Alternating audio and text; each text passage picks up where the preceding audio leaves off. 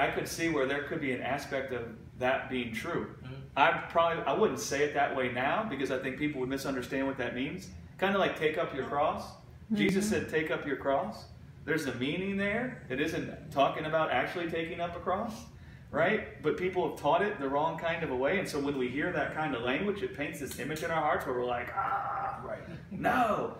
But when God puts you to death, what I would say is that God comes and gives you eternal life. When your heart becomes stung by eternal life, your heart considers you dead to the life that's in the world. Right. You no longer look to the world and the life you could have from the world as if it was your life. You no longer look at the world as if the world was the father of your life. And so you would find like a supernatural or a mystical thing where in your heart you lay down the life you could have from the world. You count it as nothing. Sure. You say, well, there's not really life there, so I'm not going to look to it for my life. My life is hid with God, and so when I think of my life, I'm going to think of the life of God. Yeah. Right? And so then in my heart, I could see where I would be considering myself dead to the life that's in the world. Right? Yeah. I would say that's poor English, and depending on what she meant there, right? Yeah. That could be life-giving, or it could be pain-giving. That's right. Right? That's right. Because listen, to hear God's going to come and put you to death, that doesn't sound nice. Well, John said God came to give you life. Yes. Jesus said it this way, you humans, I'm a human, you humans, listen to me, man. You guys think God's the one killing you and stealing from you and destroying you because of your sin. But I'm God.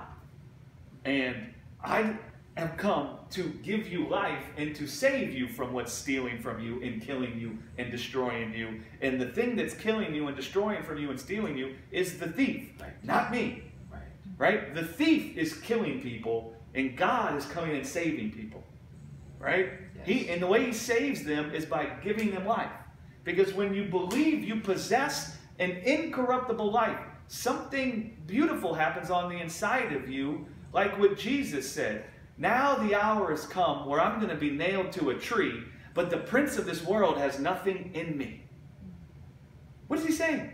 They're going to nail this mortal body to a tree, but the life I have has come from above. Right. And that life that I have has come from above, even should this body that's clothed around that life perish, the life I have will raise it up. And so when the enemy comes and tells me I lack life and that I'm dying, he doesn't have anything in me.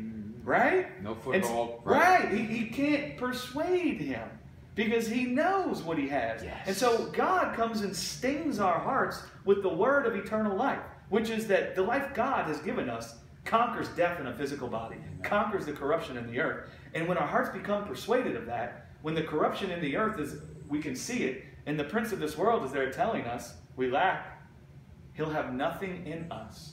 Our flesh won't swing into action to try to justify ourselves or give ourselves life, but our flesh will go to rest, right? In certainty of immortality, right? The certainty of immortality will put your flesh to rest, and it will cause you to be like those Old Testament prophets that are listed in the Hall of Faith. Do you know what it says about those guys? That they didn't consider themselves to be citizens of this land or this country. They considered themselves to be strangers in a strange land. Yes. Which meant they didn't consider themselves to be under the rule that was in this land.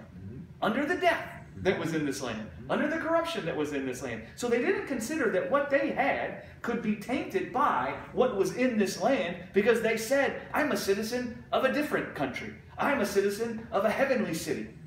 One where there's only life, and a life that overcomes the world. And then it goes on to say something profound. It talks about what the world did to some of those guys and how it persecuted them and said all these horrible things. And you know what the author of Hebrews goes on to say? It says, in whom the world wasn't even worthy that they should be in it. Yeah. Oh, man. Crazy. And those guys knew. Yeah. And so when your heart gets stung by life, you could say, I'm dead to the world and the world to me. Yeah. Not meaning that I won't go to the movies, or I won't go see Mumford & Sons, or I won't have a beer, or I won't say any cuss words, or I won't, no, not meaning that, meaning that you won't look at the life you can get from the world as if that's the thing that can give you peace or love or joy or kindness or any of those things. You won't look to the world for that. Right. That does something beautiful on the inside of you where you consider other people above yourself. Right. So if you see someone who has a need, because you see your needs are already met, it gives you great strength to meet their need. Not by an order or by a commandment, out of abundance. Yeah. Right? Yeah. Where if someone does something even harmful to you, you'll be thinking, but the life I have can't be stolen from. So even should they do something harmful to me, you'll find such strength on the inside that you'll feel compassion and love towards them instead of anger and offense and bitterness. Right? That's how you would find yourself loving your enemy. You can't love your enemy. You can find yourself loving your enemy. Yeah. And when I say find yourself, meaning you can come upon yourself and see that you're loving your enemy and not know how that happened. How'd that happen? Right. Right? But you can't see the good thing is to love my enemy, therefore I'm going to do it. Go do it. No, no, no. You actually can't. Yeah. And when people think they can, I say, okay, try loving a guy nailing you to a cross. Can you pray for a person as they're nailing you to a cross? Mm. Can you bless someone when they're nailing you to a cross? Mm. Right? Yeah. And see, that's the effect that eternal life can have on your heart. Right? We saw that with some